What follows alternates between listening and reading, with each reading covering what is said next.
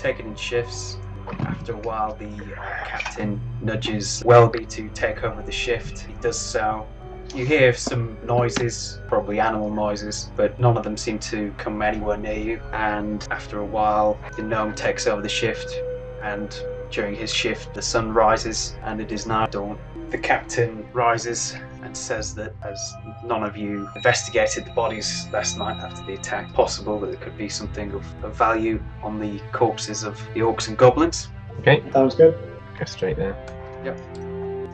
Okay, I'm going to start poking around in some corpses then. There's at least 3 decent short swords that would sell across the goblins. Between the orcs themselves, there's a decent axe and also a longsword. Right. Also, across the bodies, you managed to find 9 gold pieces, 16 silver pieces, and 24 copper pieces.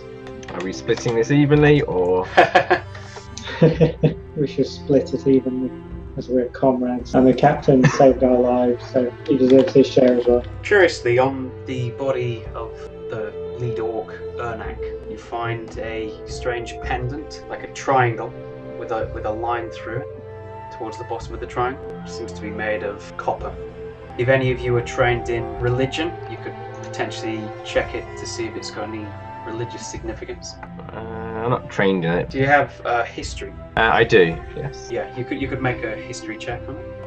Okay, of all the symbols you've studied, you don't recognise and can't tie it to anything you've read in your books, so you think this is possibly not something that's, say, a well-known symbol, probably not a token of any kind of major religious deity. Okay, I'll pocket it. Yep. Okay, so do we want to take any of the weapons? Nah, I don't. They're no good to me. Or we could sell them. If you want to carry them. Okay. I'll pick up those 3 short swords, and I'll pick up a long sword as well. In the surrounding trees, you can see there's plenty of crows and carrion that have already been pecking a bit at the bodies and are eagerly waiting your departure so they can continue their feast. Okay, the captain knows the way, yes? We've just got to go up that long road. Okay, lead the way then. Alright, let's follow him. Follow me, he says. Okay, you continue travelling for a number of hours. After a while, the captain sort of holds you up and he turns to you and he says, I can hear voices ahead. Okay. Can we see them? Where the voices are coming from? The road seems to wind round a bit and elevates, and there are a few trees and rocks in the way. If you move a little closer, you should be able to have a good view. You two hang back. I'll go and investigate, and I attempt to stealthily approach the voices. Roll a stealth check. Not bad. Yep. You get a little closer, hiding behind a rock. You see where the road is bent round, and ahead, about 60 feet away from the source of the voices, you see 4 men round a cooking fire by the side of the long road. They're dressed in cloaks, and they're later joined by a larger man, not in a cloak, but in a tunic and what seems to be chain armor. And he joins them. He's looking over what they're cooking, which you can't quite see from where you are. Am I close enough to hear what they're saying? Roll a perception check. Probably not. No, it's just you just hear the occasional mumble in the distance. Okay, I'll motion to the other 2 to stay where they are and attempt to get a little bit closer if I can. Okay, roll another stealth check. Pushing my luck. You go forwards and you see another rock for cover, about 35 feet from the fire now. From this angle, you can see a cart by the side of the road. There's nothing attached to the cart, but you can see what looks like there might be a horse behind it. It seems to be sat down behind the cart. Additionally, you can see another figure, a male, kind of looking into the cart and kind of turning around and looking back at the fire. If you want to roll another perception check to listen in. You can't quite hear what they're saying, you just hear the occasional laugh, and it seems quite light talking really. There's no high emotions or anything like that. They seem quite relaxed. Alright, I'll gesture for Talyn and the captain to come up and join me, and we'll make an approach. I'm going to kind of shrug my shoulders to suggest, is it safe to approach? I'm gesturing to suggest that it's safe to approach. Okay, then I'll start to walk towards you and sing a song. You eventually join Wellby behind the other rock. At that moment, you can see that the burly man has seen you and taps one of the gentlemen sat over the fire and appear to have noticed you and are just kind of watching you all now. Finally, the last man comes forward and leans in with a few of the others, nods and says something to them. You can try and overhear what they've said with a perception check. You hear something along the lines of you don't hear anything. The halfling hears nothing. I've gone But deaf. the gnome, on the other hand, hears something along the lines of, "Follow my lead." Okay, yeah, the captain hears the same thing and says to the gnome, "We should be careful. These could be bandits." Okay. Well, Okay. I'm going to start walking towards them. The captain comes with you, shoulder to shoulder, or well, not quite, with a few feet difference. I'll hang back with my bow in case there's trouble. The burly man also steps forward and he goes, Friends! What are you doing on the long road? You're going to Red Larch. The market finished a couple of days ago." I'm going to visit my aunt. She's quite ill. "Oh, very sad to hear that. We're cooking some food. Would you like to join us?" I've just eaten, thank you, but I must be on my way. The captain nods and says, "We can't really afford to spend any time with you." The large man goes, "Oh, it's no trouble at all, but I think it's a bit rude if you don't join us. I mean, here we are on the road making some food and offering it to you, and you turn round and say you can't join us. What kind of attitude's that?" Okay, I'm going to attempt something now. I want to use minor illusion to make my eyes glow red and my voice boom out loud to tell him that I need to be on my way now. In conjunction with that, an intimidation check. He looks down and goes, "Oh, bloody!" Turns to his people. Did you see that?" A couple of them appear to have seen it themselves and obviously heard the voice, and that they seem a bit taken aback at it, and they seem to go and hold their hands kind of near the belts, near the cloaks. The last man that you've seen steps round and says, "Oh, please excuse my friend. He's just a little tired. It's fine if you want to head on your way. You don't have to take our offer up. But why are you headed to Red Larch?"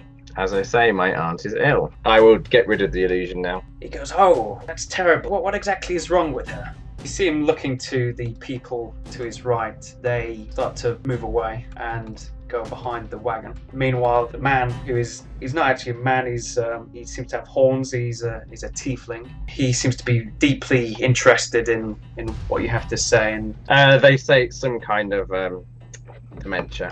"Oh, I hope everything turns out right. You look like a well-dressed fellow. You studied law. I've been known to. What kind?" A bit of history, like a good romance novel as well. The captain just shakes his head and goes, "So we don't have time for conversation. We must be on our way." Yes, good day to you. The captain looks behind for Wellby, but can't actually see him. But then nods to Talyn and says, "Well, shall we be off?" Yes, and I take a side step. Right. I want to keep my friends in view, so I'll move to the other side of the road. You're going to try and stealth that? Oh, actually, yeah, I don't think they've seen me yet. I'm going to try and move over to behind this rock here, or actually about there. Yep. Roll a stealth check. You move across. You're not sure whether anyone's seen you or not. Okay, and are you walking with the captain? Yeah. Talyn? After a while, you get to the wagon. You notice an arrow in the back of it. As you come round, you see that there are a couple of bodies. I take a deep sigh.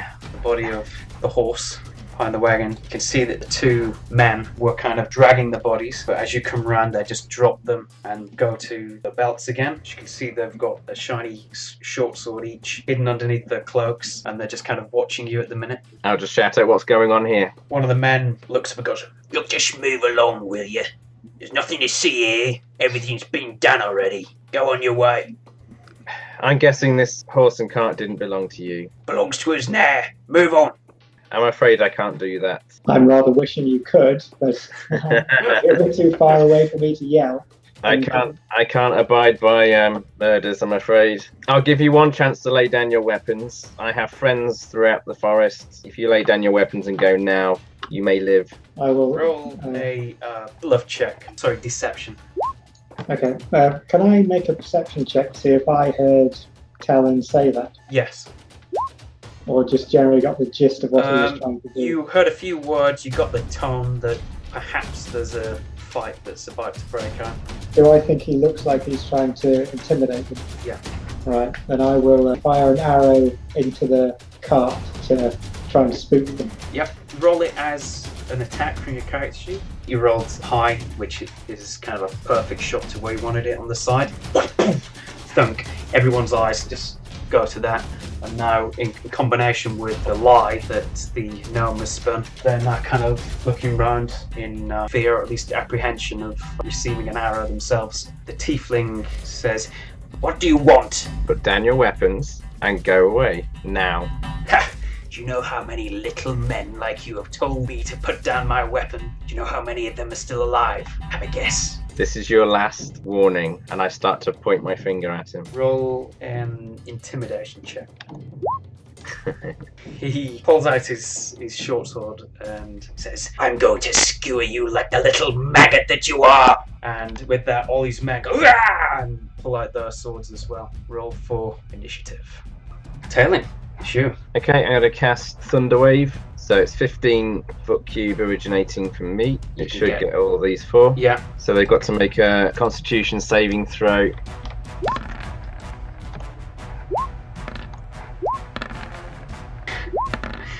So on a failed save, they take 2d8 thunder damage and push 10 feet away from me. And on a successful save, they take half as much damage and they're not pushed.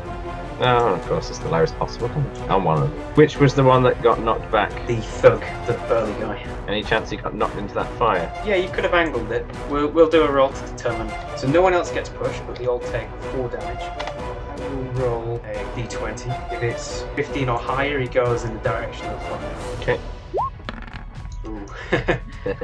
No, it goes near it, I guess. Okay, so your staff blasts out this way that gets the other people, but they stay where they stood. The big guy goes, "Whoa!" flies 10 feet, and then slows to a halt. Okay, I'll move here and just shout out that there's still time for you to lay down your swords. Next time, this guy, he's in range, so he will move towards you, waving his scimitar, and does a lunge at you. I'm assuming that is a bad Flank miss. with my quarterstaff. Yep, it's him done. That's this guy on the other side. He will rush the captain. He's going to be hit by that. So 7 damage. The captain gets a small yell as he's hit through his armor by the bandit rushing him. And the second one will try and do the same. Crit. So that's going to be 9 damage. And now it's the big burly guy's turn. He moves down towards where the arrow came from. He tries to look for any sign of who did it. He looks confused, and now it's Wellby. Right, okay, well, I'll aim squarely at the tiefling, which I think I can see. The 14, the arrow shoots through and pierces him through his armor. Okay. Roll for damage. Eee. Yeah, Total of 11 damage. Okay, the arrow blood spurts out. He spins around looking to attack him. Try and sneak around to here. Yeah, as a thief you can use your hide as a bonus action, so you can still use stealth. Okay. You nimbly scuttle with your bow across to the rocks. It's the tiefling guy. He's annoyed by the arrow, but he wants to commit to killing the person he claimed he would kill. He will lunge at you with his short sword. Oof, that's going to be a hit. Yeah, that's going to hit. 8 damage. Still standing. Right, that's the captain. He will attack people attacking him first. Okay, that will be a hit on the first bandit. Come on, explode. He slices and crackles of electricity come off his blade. He slices through the guy's shoulder down to his waist, then he just collapses in a heap. And from then he quickly uses his other hand with a hook to lunge at the other guy. Is that his bonus action? But the guy deflects his hook. He does get to attack again with his longsword. And that will be a hit again. And again, this time he plunges it into the guy's chest who screams, and electricity crackles off, then he slides off his blade into a heap. and he turns and moves around to behind the tiefling guy, and that is his turn done. The final bandit, after seeing his brothers in arms cruelly dispatched with that longsword, he screams and runs in with his scimitar, swinging it over his head. The captain deflects it with his sword, and it's back to Talyn. So I'll cast another Thunderwave then. Okay, he's failed, I guess. Yeah. Okay. The blast comes out from your staff, and obviously the tiefling and the close bandit are again affected by that. The other one goes flying and lands in a heap. Appears to be not moving anymore, which is always good. Okay, and I will say again, you can still walk away from this alive if you drop your weapons. A large gentleman starts wandering around, ends up there, and Wellby, you hear him say, "Oh, right, I know you're around here somewhere, you little runt, wherever you are." And it's back to Wellby. I will once again fire my bow at the tiefling. I reckon I've got a good shot on him. Okay. I reckon you have as well. Roll for damage. Just add my sneak attack, don't I? Yep. Okay, you fling the arrow off, comes hurtling through the air. 13. The gnome looks up as an arrow just plants straight into the tiefling's eye, and he seems to stagger for a bit, then stumbles and collapses in a heap. And you've still got your move and your bonus action if you wanted to sneak again. Okay, we'll attempt to sneak over to here to stay away from Mr. Thug. I can hear him on the other side. Okay, yep. Back to Captain, who mercilessly takes his sword and goes to plunge it into the bandit. That's going to be enough. Just as he's swinging it, the bandit goes, "No, wait, I surrender. But then the sword plunges into his chest. Electricity fizzling out. He collapses in a heap, and the captain says, "No mercy." At that point, I guess you can see the other guys, and he moves briefly towards the large burly guy who brandishes his mace in anticipation, and he makes another attack, which will hit. 11 damage. He pierces the guy's shoulder, the electricity sparks out as per usual. He goes, screams. He then follows it through with his hook attack as well. It's a killing machine. Which is going to hit this time.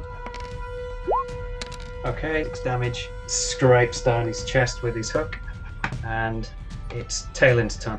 Okay, I'm going to move over here and say, this really is your last chance, and request that he drops his weapon. It's his turn next. He throws his club down onto his mace onto the floor and goes, all right, just leave me alone. And I'll let it's Wellby's turn, so doesn't have to heed that surrender, but you probably heard it from the distance.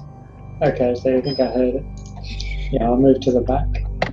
I'm not sneaking anymore because I know he's distracted. I'll just knock my arrow and wait for him to do something stupid. Tries anything funny, basically, then you would fire that arrow as a reaction. Well, I may as well ready a cantrip then. I'll ready Ray of Frost. Are we still in combat? No, we're out of combat. Okay, I say we tie him up, bind his hands behind his back. He turns to you and he says, There's wolves out here, they'll eat me up. No, you're coming with us. Going to take you to where we're going and hand you into the authorities. He says, I don't even live in Red Larch. You will do now in the jail cells. They'll hang for this, I say. Murder on the road. They hang men for less. Well, you have rope in your backpacks, so you do that. The captain turns to you and says that he's not very good at tying knots, so if you wouldn't mind it. I'm good at tying knots. I'll move up to our captain and I'll deploy the rope from my... Also search his being for any weapons or... No, that sounds like something I'd do. He had a mace on him that he dropped to the floor. He's also got, on his back, he's got a heavy crossbow strapped to it and 25 bolts. I say we disarm him. Yep. I'll take the crossbow at least then, so... Is he carrying any money, this guy? Yes, he is. He is carrying 13 copper pieces, 1 3, and 10 gold pieces on him. Well, I'm going to donate my share to a worthy cause when we get to where we're going. Okay. I'll pocket my share. I'm just going to warn the guy that if he runs, he dies. If he does anything funny, he dies. So goes, "Oh, I understand. I would like to investigate the victims. Yep, let's do it. Let's roll an investigation check, I guess. You see a man and a woman, roughly in the 50s. They appear to have arrow wounds, although the man's throat seems to be slit. They both, unfortunately, have died. See if they've got any, letters of note or anything like that. You run through the pockets, you find a receipt for a wagon wheel repair. That is Whalevers Wagon Works, it says on it. Receipt is for 35 silver pieces. Around the bodies as well, at the back there, there's a couple of tossed crates. You pick them up, but they seem to be empty. There's no traces of any materials that was in them. Whatever these people were transporting, they possibly didn't even have it on them when they were attacked. What equipment was on the remaining bandits? They had scimitars, and the tiefling has on him a short sword. He also has on him a hand crossbow. You rummage through all the pockets of the people, and collectively you find 28 gold pieces, 33 silver pieces, and 57 copper pieces. Looking at the horse, you can see that there's arrows in it, but also it looks like it's been cut at, and as if pieces have been torn off. Is that what was in the stew pot? Yeah, it's a good lean meat. I say we get to the town and then alert the watch, and they'll send people back here to investigate and give these people a burial. Yeah, the captain nods and says that's a very noble decision. He says that he'll make sure that the fat boy here doesn't slow us down. Yeah, he can walk out in front. Yeah. And with that, you continue on your way. After a while, you start to see more and more farmland. You see a couple of homesteads in the distance, and you pass fields of farmers going about the business. Within a matter of 20 minutes or so, you can see the town of Red Larch, with a small to medium-sized town. Obviously, none of you have ever visited it before, and that includes the captain as well. To the east, what looks like a very empty market just in the field in front of it, you see a large gentleman spot you and wave and go, "Hello!" Head towards that guy then. Yeah, approach the gentleman. The man appears to be a half-orc. He waves cheerfully, and as you approach, goes, "Hello, you're not from here, are you? Well spotted. You're not a pickle?" You see he's got a jar of pickles, and as you look around, you can see more jars of pickles and gherkins kind of growing in this field around. He says, "I'm Grund Agro Pickles." I take a pickle and take a chomp. Yep, I take a pickle, remark on how hungry I am, and eat the pickle. He looks at you intently and goes, "It's good, isn't it? I've grown them for years." I say it's very good and flick him a silver piece and ask where's the closest town guard. "Oh, you mean Harper? It's just down the road near the centre of town. 4 buildings. It's the butchers. They make meat. I prefer pickles myself." Thank you, kind sir. Let's head towards there. He said, "Goodbye. If you want any pickles, you can find Grund. I sell jars of them. How much for a jar? A silver piece." Okay, I'll flick him another silver piece and take a jar. "Thank you." The buildings he was indicating are number 11. You see 4 identical single-story stone buildings. The front building has a painted sign of a ham being carved by a cleaver, accompanied by no words. I think we should just go and visit the butcher. Just walk straight in the front door. Okay. We'll leave the captain outside with the prisoner. Okay, you step inside. You see a woman chopping meat. The woman looks up and nods, and then carries on back to her business. And then as she's looking down, she says, "Can I help you?" Yes, we're looking for some kind of town guard or captain, anything like that. She waves a thumb and says, "4th building. You want Harburg?" Thank you. Thank you, madam. "Good day," she says. Head towards the 4th building. You step into the 4th building. You see 5 gentlemen. They all seem to be chopping meat and sort of barreling some of it up in salt. One of the men, who looks a bit older than the others, turns round and looks at you and goes, "Well met, strangers. New in town?" Indeed we are, sir. We've come up the long road and we've been beset by bandits just outside the town, about 2 hours south. We have one of them with us. He nods and goes, yes, we've been plagued by bandits for some time now. I appreciate your honourable work, citizen. Yes, our companion hasn't. I lean out the door and gesture for the captain to bring in the prisoner. They all come in and the captain shoves him through the door. The guards grab hold of the thug who looks fearful. There's a mistake, I was just passing by and they've grabbed me. The main guard says, yes, we'll take over things from here. And he nods to one of his guards and they grab him and take him into a room adjacent to him. And the man turns and says, I'm Constable Harper, by the way. I'm the town constable. And also somewhat of a part-time butcher. Well met, sir. Are you a part-time gravedigger as well? The bandits had murdered a couple on the road. They're in need of burial. He turns to two of his men. Okay, Ronald, Bill, looks like you've got some digging to do.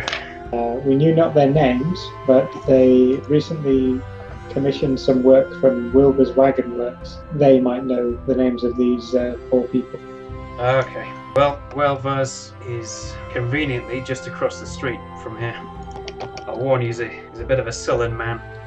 He likes to drink, so I'm not sure how Who wants to sell him after this? He's just difficult, let's put it that way. He's one of the town elders. Even though I enforce the law, they kind of govern the town's decisions. And let's just say him and I don't always see eye to eye. Do you think it might be a good idea to find somewhere to rest up first? I say with a few gashes on me. Yeah. All right. Albert looks at me and with all the blood and says, "Oh, I thought you must have wiped yourself on one of our tables there. I didn't realise that was yours."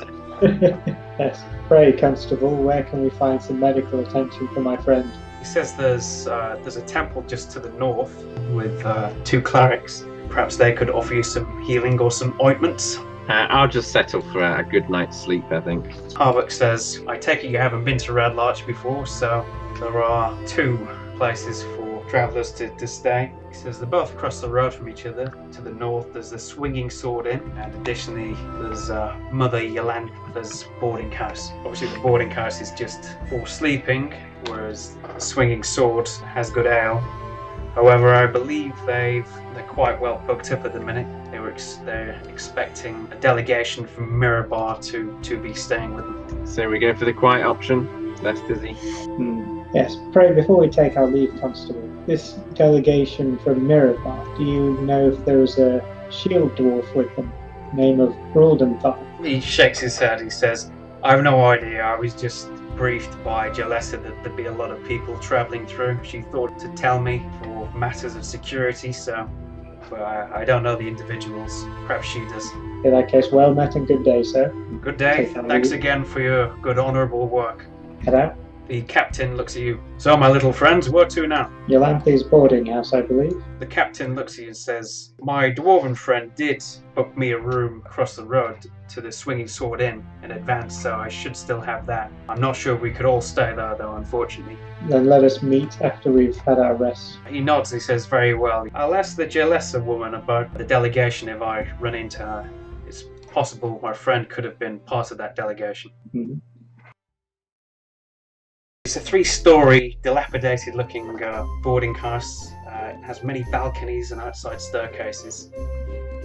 Inside, the place is a warren of narrowly creaky-floored passages that snake around small rooms made of flimsy partition walls. However, you enter the atmosphere is cheerful, if generally noisy, in a main common room. And as you enter into that main common room, it looks to be quite an old lady, possibly in her late 60s or 70s, is kind of rocking away on a chair and looks up at you and grins and goes, "Ah, hello!" And stands up slowly, this real thin woman. She's also got a pipe in her hand. She starts smoking as she peers towards you, and she looks confused for a minute and goes, "Oh, you little halfling people, aren't you? Ah, I thought you were children." No, just short in stature. I've heard that one before, my good lady. So, I suppose you'll want a room then at my boarding house. That's the plan. Have you any? Oh, I I can always make room, especially for wee little people like yourselves. As long as it's not a stable. No, all my rooms are good and clean. Oh, kindly show us the way. Turns around slowly, hobbling, takes a good smoke on a pipe. This way. And gets to the staircase and takes a step up, and then another step up, and another step up. Very, very slowly. So you follow her upstairs. Eventually, you reach the second floor, or the first floor, depending on how you want to look at it. And she winds you around a few corridors. You hear muffled talks in other rooms of the people. You walk past, you see a gentleman sprawled on a bed, just kind of looking at you like that as you walk past. Whether the Yolanta hobbles forward and goes, "This way, follow me." Eventually winds you around to a corridor that has a bunch of rooms and opens a door, and you see a very rudimentary couple of beds propped up against the wall. There's a bit of a window at the top letting in some light, and then there's just kind of like a slightly broken cupboard that seems a bit slanted in the corner. There you are. There's your room. Okay. Shall we turn in for the night? Yeah. How many days will you be staying? I would say at least 2. 2 days. Okay. She leaves and then stops, hobbles back round again. She says, "Just so you know, I don't make breakfast." And then hobbles round. Are there any provisions to be had, my good lady? She stops, turns round and says, "The inn across the street makes food. Just between you and me, it's not very good." Well, we've always got pickles if all else fails. She says that the best food to be had is at the Helm at Hyson. It's a tavern, and it's right next door. She then hobbles on. Alright, we should make a plan for tomorrow. I think I'll go and speak to Wilbur's Wagon Works, and then we can meet up with the captain and see about our charge, the dwarf historian Brundlefar. Sounds like a plan.